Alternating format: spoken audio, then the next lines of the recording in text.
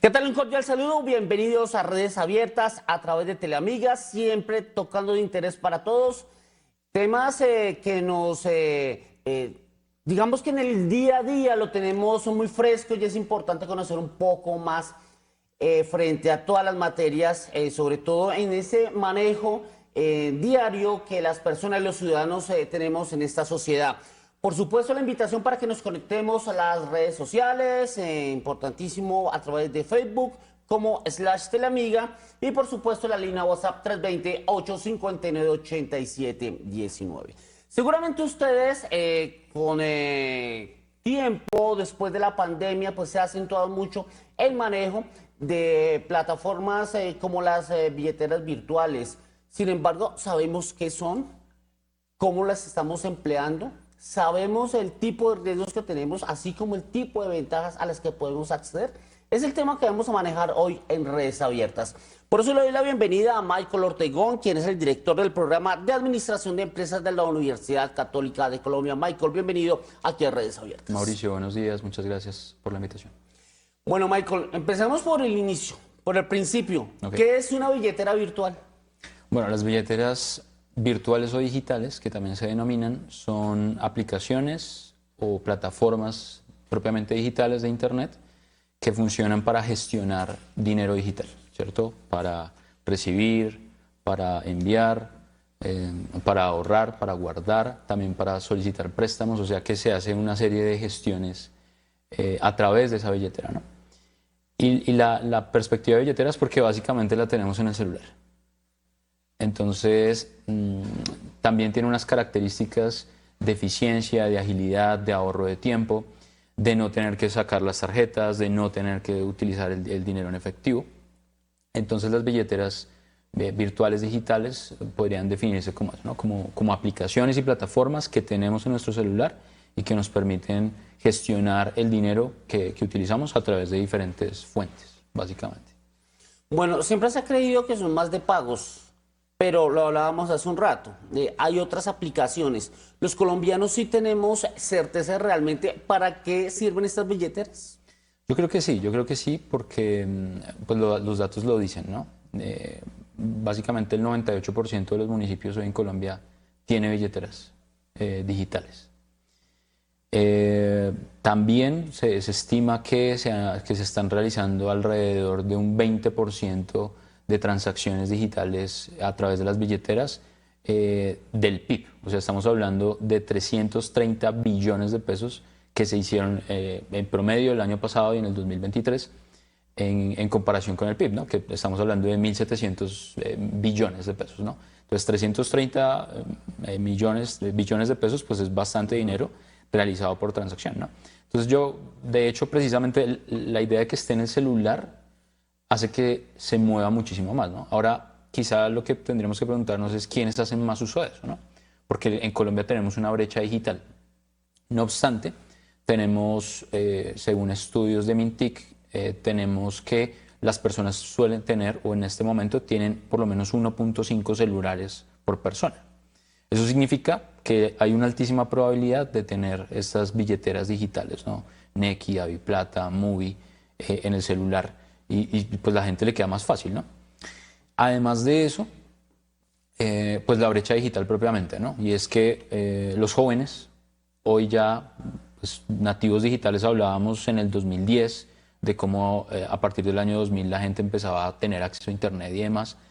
Pero ya hoy, 2025, pues básicamente los jóvenes de aquel momento pues ya son adultos y están continuamente moviéndose, las redes sociales han disparado, etcétera, ¿no? Entonces eso como que genera un ecosistema de relacionamiento con las billeteras para que las personas se movilicen más, ¿no? Y quizá otros datos importantes es que en Colombia tenemos una cobertura del 72% de internet, 82% urbano, en rural sí tenemos un 34%. Entonces ahí empezamos a darnos cuenta cómo todo gira en torno de alguna forma, pues yo diría que al celular y al uso del internet. Ya el dinero, digamos que tiene unas connotaciones, el dinero en efectivo tiene ya unas connotaciones de menos uso y parece que hay una tendencia hacia eso en el futuro. Bueno, el tema de la pandemia fue fundamental para impulsar este tipo de plataformas. ¿Cómo se venía detectando eso antes de pandemia? Y sobre todo, lo que podemos vivir, experimentar en los actuales tiempos. Bueno, se dice que a partir de pandemia, pues lo que se denomina la accesibilidad financiera o la inclusión financiera se disparó muchísimo, se disparó alrededor de un 195%. A partir de pandemia todas las personas empezaron a recibir subsidios, ¿cierto? Y unos de los medios que generaban estos subsidios eran pues, las billeteras digitales. Allí Nequi, DaviPlata se popularizaron, son las más utilizadas.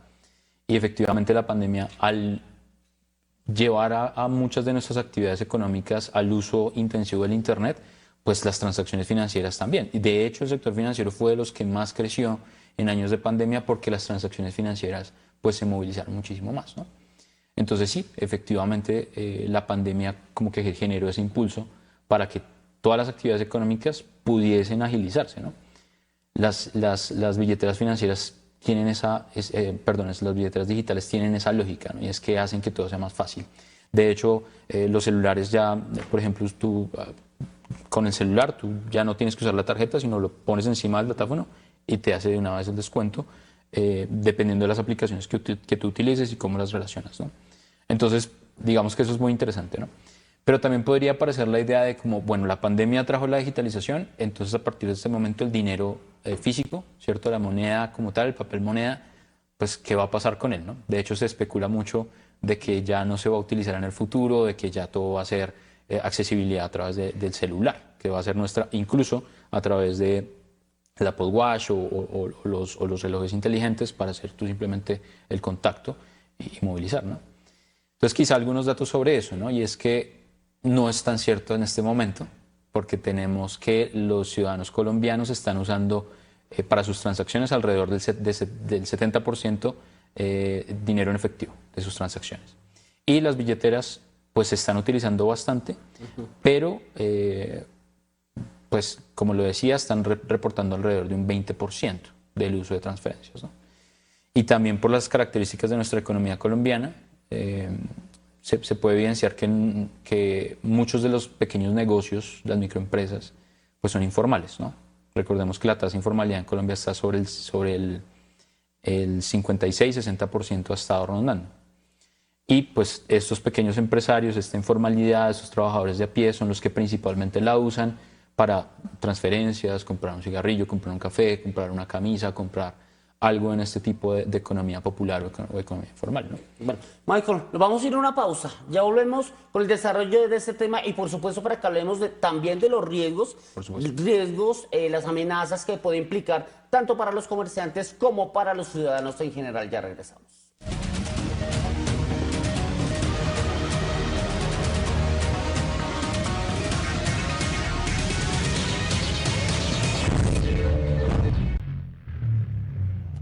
Regresamos a Redes Abiertas tocando un tema de interés general, el tema de las billeteras virtuales, el tema de la seguridad que es fundamental. Pero yo quiero empezar este bloque preguntándole a Michael, ¿cómo le ha ido con las billeteras virtuales? Muy bien, muy bien. Las uso continuamente y como digo, las tengo ya en el celular, entonces ya no tengo que usar la tarjeta, sino simplemente pues hago la transacción y lo muevo por ahí. Bueno, es claro el tema de la seguridad. Mucha gente pues se ha quejado, ya ha denunciado fraudes a través de estas plataformas. ¿Qué recomendaciones le podemos dar a ellos? ¿Qué pautas se pueden entregar, sobre todo cuando día a día estamos conociendo muchas herramientas fundamentales para aprovechar de una mejor manera las billeteras virtuales y este tipo de plataformas? Bueno, quizá como contexto tener en cuenta que así como se ha disparado el uso de las billeteras digitales por la inclusión digital y financiera, pues también los fraudes se disparan, ¿no? Tenemos que el paso de 2023 a 2025 se disparan en un 45% de los fraudes, ¿no? Entonces aquí, ¿qué tipos de fraudes son comunes? Entonces tenemos el phishing, que es a través de correo electrónico. Tenemos el smishing, que es a través de SMS, y el vishing, que es a través de llamadas telefónicas. Todos básicamente apuntan a la suplantación de personas jurídicas o naturales, ¿cierto? La suplantación del banco, la suplantación de un familiar, de algún conocido, para hacer este tipo de transacciones, ¿no? Entonces, digamos que las recomendaciones es tener en cuenta por qué me llegan ese tipo de correos, en el caso de estos tipos de suplantaciones, por qué me llegan estos SMS y por qué alguien me llama para pedir ese tipo de información, porque suele pasar mucho y se ha visto que llaman a personas suplantando a algún familiar, hey, necesito un dinero urgente, etcétera, etcétera, ¿no? Entonces, tener en cuenta esas modalidades que son las más comunes y que las utilizamos a través del celular, ¿no? Pero también es importante tener unas claridades, ¿no? Y es cuando yo elijo la billetera digital, lo que yo recomiendo es que se utilice una billetera digital que sea reconocida y que esté respaldada por una entidad financiera o por un banco, ¿cierto? Entonces, por ejemplo, pues DaviPlata está respaldada con Davivienda, Nequi ha estado respaldada con Bancolombia, con Banco de Bogotá, ¿cierto? Están respaldadas. En cambio, si tú eliges una billetera que, no, mire, salió esta nueva, pues miremoslo con escepticismo porque también es nuestro dinero y también está ligado a nuestras cuentas financieras de los bancos, o a nuestro número telefónico, o a nuestros correos electrónicos, ¿cierto? Entonces, eso como una medida importante. Como otra medida es las contraseñas. Yo sé que a la gente le gusta hacerlo y es utilizar una contraseña para absolutamente todo.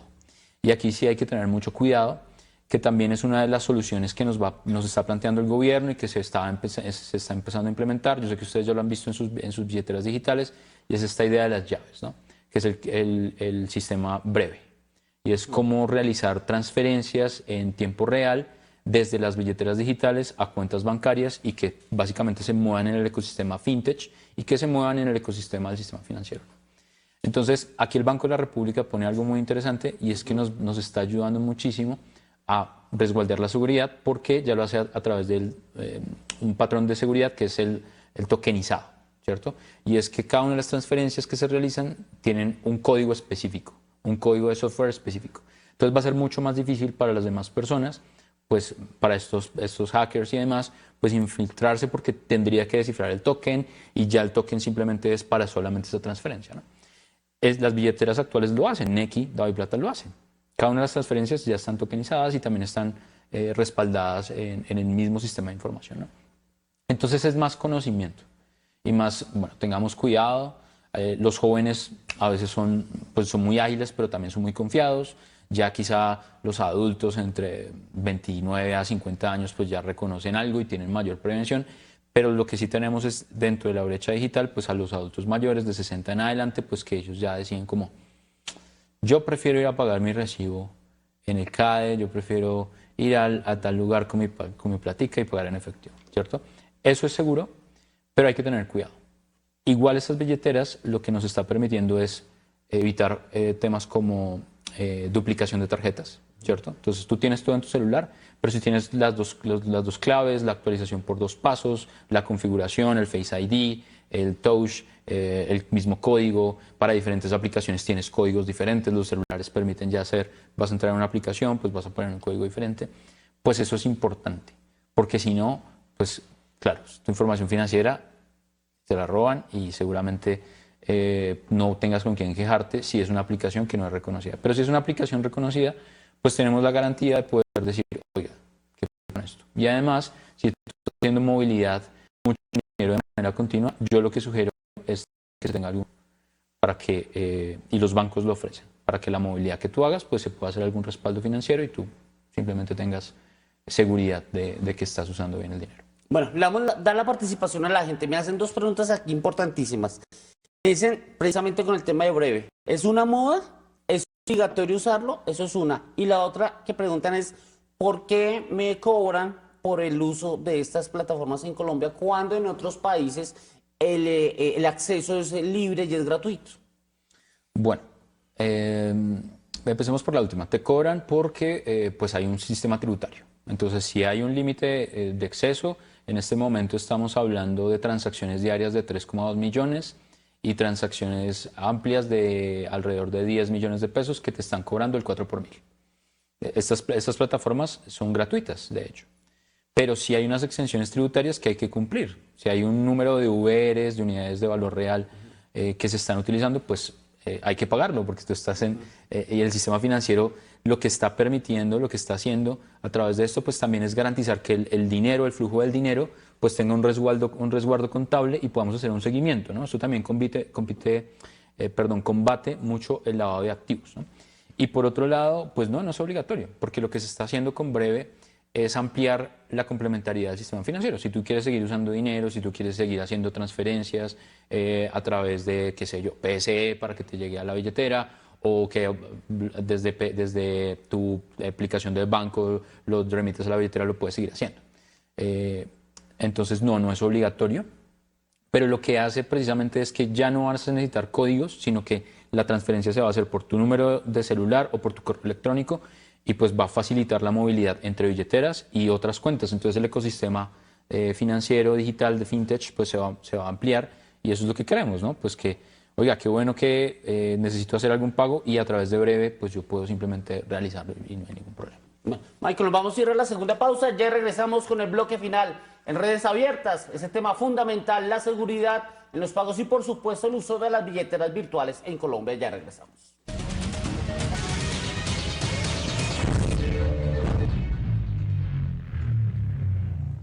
Regresamos a redes abiertas tocando ese tema fundamental en la cotidianidad de todos los colombianos, como es el de las billeteras virtuales y por supuesto la seguridad, que es trascendental en estos tiempos donde muchos colombianos nos hemos sentido vulnerados, y lo decíamos fuera de cámara, Michael, 80% de los colombianos vulnerados, amenazados por los inescrupulosos en el uso de estas plataformas. Sí, hay que tomar muchas precauciones sobre esto, ¿no? El uso de la tecnología y la inteligencia artificial hoy por hoy permite generar código de manera exagerada.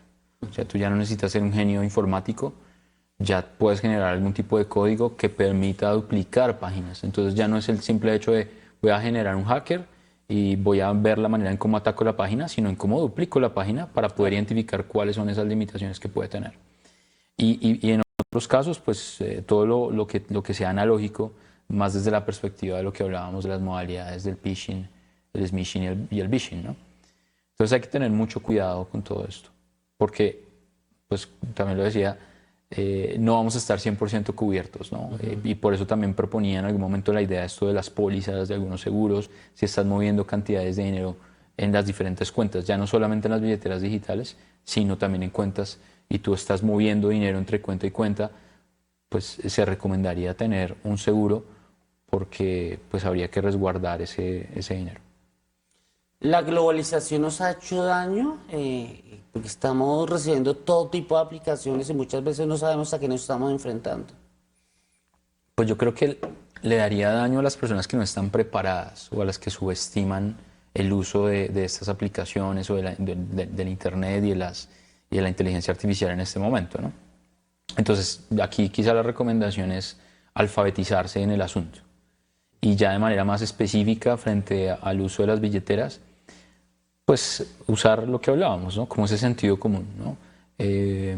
Una recomendación también importante es que cada una de las billeteras que utilizamos, pues nosotros garanticemos que esté siendo vigilada por la superfinanciera, y eso nosotros lo podemos revisar. Toma un poco de tiempo, pero fíjate que, claro, la globalización podría llevarnos al hecho de que tenemos afán, ¿no? Y que estamos continuamente con afán, y entonces no, necesito hacer el pago y tengo que correr y tengo que hacer tal cosa. Entonces yo pensaría que también la recomendación es un poco autorregularlos en ese sentido, para que no caigamos en el rol de, oiga, voy a hacer una solicitud y tengo que hacerla súper rápido, ¿no? Claro. Entonces tómate el tiempo de revisarlo.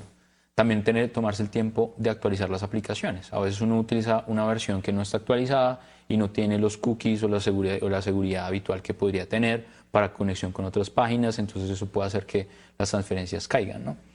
También lo que decía, ¿no? No usar una sola contraseña, tener otros tipos de contraseñas para el correo electrónico, para el celular, para las cuentas bancarias.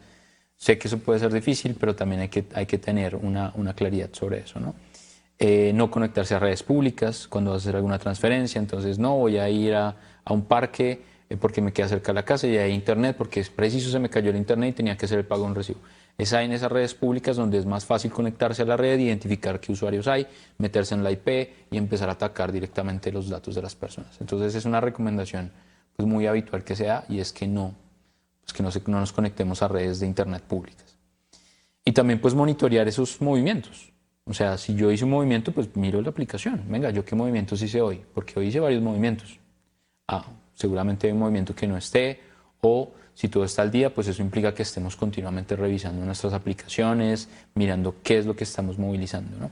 Y tampoco pues prestar el celular a todo mundo, porque a veces uno tiene personas de mucha confianza y seguramente pues hayan transacciones porque sí, ¿no? También los pagos automáticos, tener cuidado con los pagos automáticos, porque a veces tú tienes un dinero previsto y los pagos automáticos están.